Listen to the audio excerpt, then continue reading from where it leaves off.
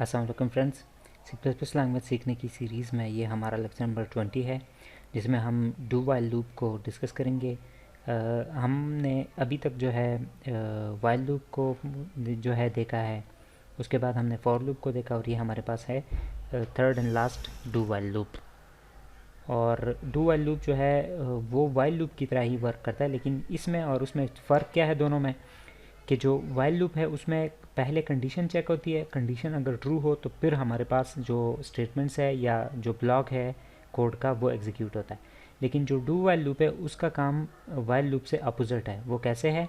वो ऐसे कि जो ब्लॉक ऑफ कोड है या जो स्टेटमेंट्स है वो पहले एग्जीक्यूट होती है, जैसे यहाँ पर है ये ब्लॉक ऑफ कोड पहले आ रहा है, और जो कंडीशन है वो बाद में चेक हो रही है।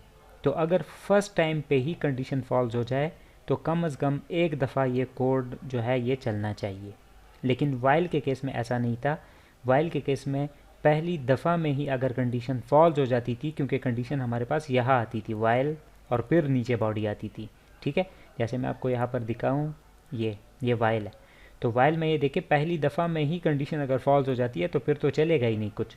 लेकिन डू वाइल में ऐसा नहीं है। डू वाइल में ये देखिए, आप देख सकते हैं पहले बॉडी चलती है, पहली स्टेटमेंट्स चलती है, स्टेटमेंट्स चलने के बाद यहाँ पर हमारे पास कंडीशन चेक होती है डू वाइल में।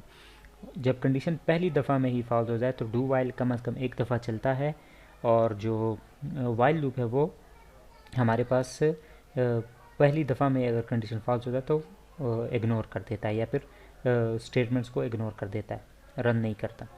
तो चलिए इसकी एक एग्जांपल जो है मैं आपको करा देता हूँ। लेट्स से मेरे पास एक वेरिएबल है इंट एक्स और उसकी वैल्यू है 1, और मैं वही नेचुरल नंबर्स का जो प्रोग्राम है, या फिर ऐसा करते हैं इसको थोड़ा चेंज कर लेते हैं, इवन नंबर्स या ऑड नंबर्स कर लेते हैं। ठीक है, लेट्स से मैं क्या करना चाहता हूँ, मैं करना चाहता हूँ यहाँ पर कि अगर हमारे पास x नहीं ये लें, ये मैं करना चाहता हूँ कि अगर x मॉडुलो 2 है इज इक्वल टू 0, अगर ये इवन x मॉडुलो 2 0 के बराबर है तो हम प्रिंट करना चाहते हैं x। ठीक है, मतलब सिर्फ हम इवन नंबर्स को प्रिंट करना चाहते हैं। ठीक है, और दूसरी बात ये कि हमारे पास यहाँ पर होना चाहिए x प्लस प्लस जो कि काउंटर होगा, और यहाँ पर हम कहेंगे while x is less than or equal to 10 let say I. तो अब अगर मैं इसको एग्जीक्यूट करूं, इस प्रोग्राम को रन करूं, कंपाइल एंड रन, तो आप देख सकते हैं मेरे पास आ रहा है 2 4 6 8 और 10, और यही हमारे पास आउटपुट आती है। ठीक है, लेकिन फ़र्ज़ करें मैं अगर इस प्रोग्राम में कुछ ऐसा करूं कि लेट से मैं यहाँ पर करूं कि x is less than or equal to, या मैं यहाँ पर डायरेक्ट लिखूँ x is greater than or equal to, ठीक है, greater than or equal to 10।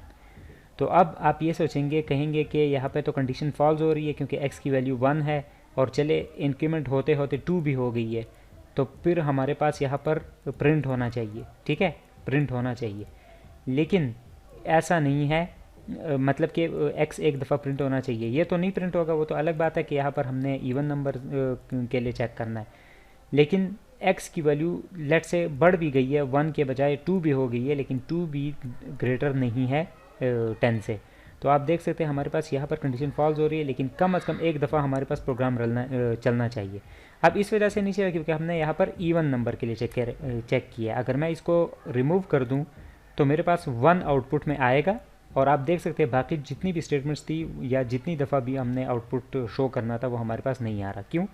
क्योंकि हमारे पास पहली दफ़ा में ही कंडीशन फॉल्स हो रही है, लेकिन कम से कम एक जो है पहला जो आउटपुट है वो हमारे पास शो होना चाहिए, और वो नज़र आ रहा है। उसकी रीज़न क्या है?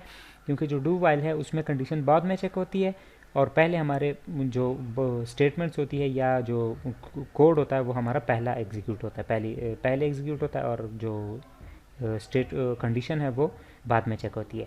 अगर यही प्रोग्राम हम उसकी मदद से करते, वाइल की मदद से, जैसे लेट से मैं इसको डू वाइल को हटा के यहाँ वाइल कर दूँ, तो वाइल हम ऐसे लिखते थे while x is greater than or equal to 10, और यहाँ पर हम सी आउट x और फिर एंडल, और यहाँ से मैं x प्लस प्लस ये करता था। अब आप देख सकते हैं क्लियरली कि हमारे पास पहली दफ़ा में ही कंडीशन फॉल्स हो रही है, तो हमारे पास कोई भी आउटपुट नहीं आएगी। तो आप देख सकते हैं हमारे पास कोई आउटपुट नहीं आ रही। ठीक है, तो आप जो है इसके साथ वर्क कर सकते हैं।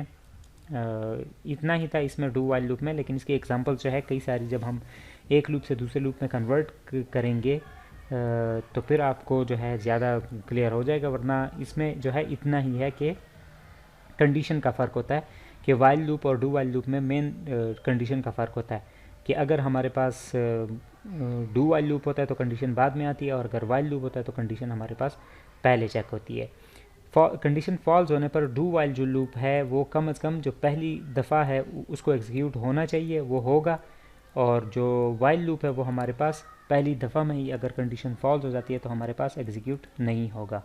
ठीक है, तो बस ये डिफरेंस था, और यहाँ तक हमारे लूप्स क्लियर हो गए। अब हम जो है कुछ एग्जांपल्स करेंगे अगली वीडियोस में इंशाल्लाह लूप्स के रिलेटेड, और जो हमारे पास है conditioning if else decision controls के कुछ एग्जांपल्स करेंगे।